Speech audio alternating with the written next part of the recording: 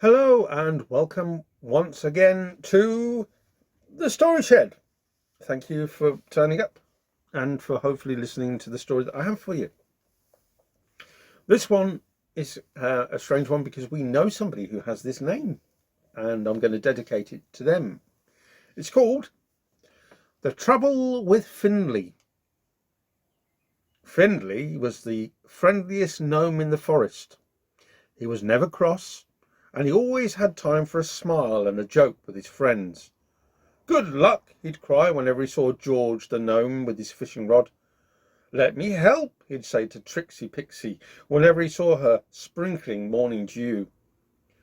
So you can imagine everyone's surprise when one morning Finley was in a very bad mood.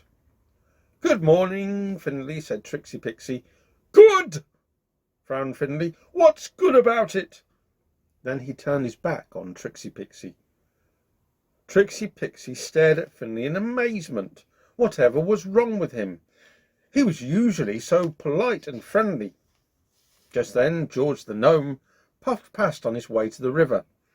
"Heard any good jokes lately, Finley?" he waved.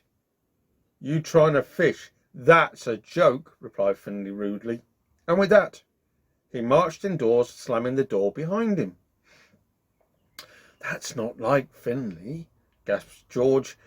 "I think we ought to find out what the problem is right away." Later that morning, Trixie Pixie and George called a meeting to see if anyone knew what was making Finley so grumpy.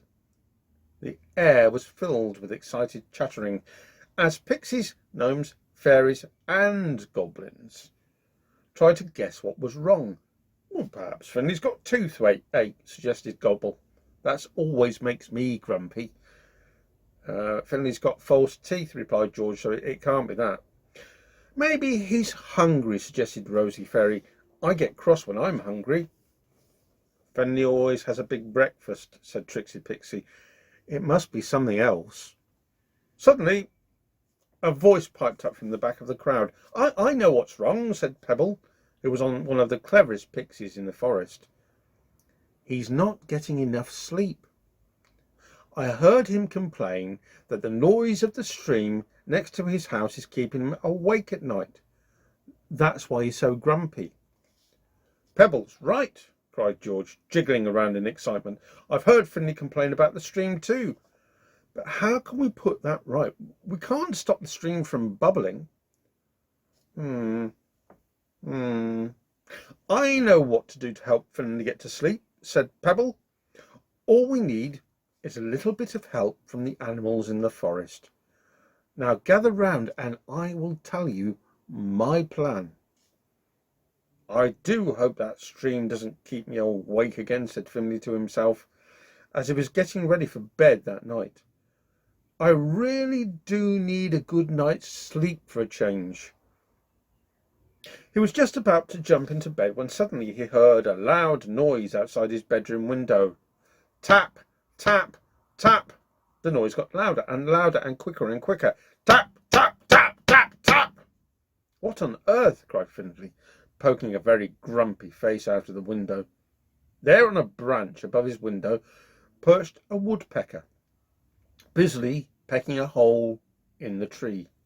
"Can't a fellow get any peace round here?" growled Finley, slamming shut the window and stuffing his hanky into his ears.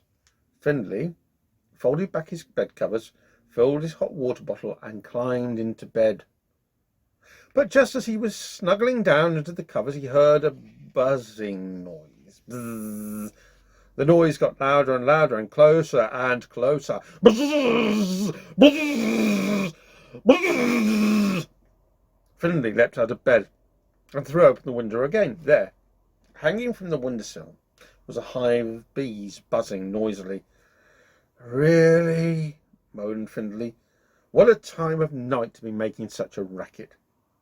Finley turned off the light and snuggled down again. Scrape! Finley sat bolt upright in bed. Scrape! Scrape! Scrape! "Now what?" he shouted, marching across the room.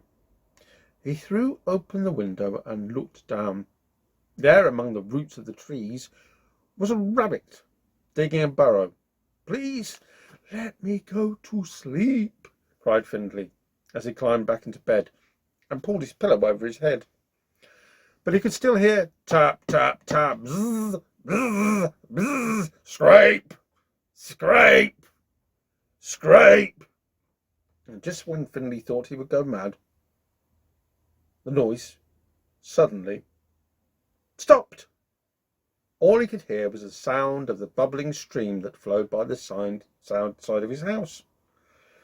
And after all the loud noises, it was like a gentle lullaby, singing the exhausted gnome to sleep. Finley sighed a huge, happy sigh. At last, he smiled, snuggling down under the bed covers. Before long, all he could hear was the sound of the water, bubbling and bubbling. And after that, all that could be heard from his home was the sound of the happy gnome's snores. The next morning it was a very different Findlay who met his friends at the garden gate. "Good morning," he cried as George walked past with his fishing rod. "Thank you," he chuckled as Tricksy Pixie skipped past sprinkling dew. Findlay was once again himself. "You seem happy today," said Pebble as he smiled and strolled past. "I am," agreed Finley, smiling at the clever Pixie. "It's amazing what a good night's sleep can do for you. I slept wonderfully well last night. You know, I think the noise of the stream really is quite lovely." Pebble winked knowingly at the others. "I expect everything's better now that all the noise has gone." And he grinned. And that's the end of the story of The Trouble with Finley. We hope that actually real Finley enjoyed it. You can let us know by writing to us at thestoryshedblog@gmail.com. That's thestoryshedblog@gmail.com. Don't forget you can send any stories or poems or drawings that you would like to. We would look forward to seeing those. But in the meantime, oh, sorry, I haven't said the email address, have I? I always forget the email address. It's thestoryshedblog@gmail.com. And yeah, that's the email address. So for the time being, take very good care, be well, and bye-bye. Bye-bye. Bye-bye.